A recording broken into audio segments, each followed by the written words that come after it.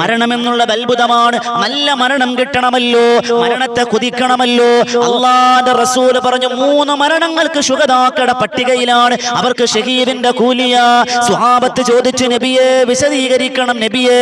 അല്ലാഹുവിന്റെ റസൂൽ പറയുന്ന സ്വഹാബ പരിശുദ്ധമായ ഹജ്ജിന് വേണ്ടി ഒരാൾ ഇഹ്റാം കെട്ടുകയാ, ഹജ്ജിന് വേണ്ടി കടന്നുപോയി.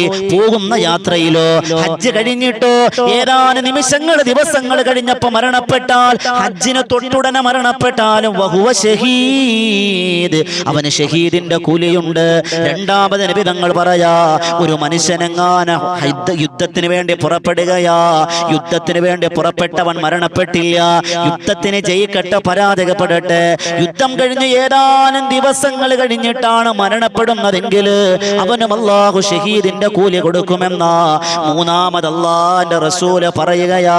ഇവിടെയാണ് നമ്മുടെ ചർച്ചാ വിഷയം. എന്റെ ബദറും തീരത്തിലെ പെങ്ങളെ, ഉമ്മമാര്, ഒരു മനുഷ്യൻ പരിശുദ്ധമായ റമളാനിൽ നോമ്പെടുക്കുകയാ, സ്വതക്ക കൊടുക്കുകയാ, ഖുർആൻ ഓതുകയാ, സക്കാത്ത് കൊടുക്കുകയാ, റമളാനെ പരിഗണിച്ചവളാ. റമളാന് കഴിഞ്ഞൊരാള് മരണപ്പെട്ടു പോയാ അവനും അല്ലാഹുവിന്റെ ഷഹീദിന്റെ കൂലിയുണ്ടെന്നാ. റമളാൻ കഴിഞ്ഞ ഉടനെ ഒരാള് മരണപ്പെട്ടു പോയാ അവന് ഷഹീദിന്റെ കൂലിയുണ്ടെന്ന് നബി മുഹമ്മദ് റസൂലുള്ളാഹ്.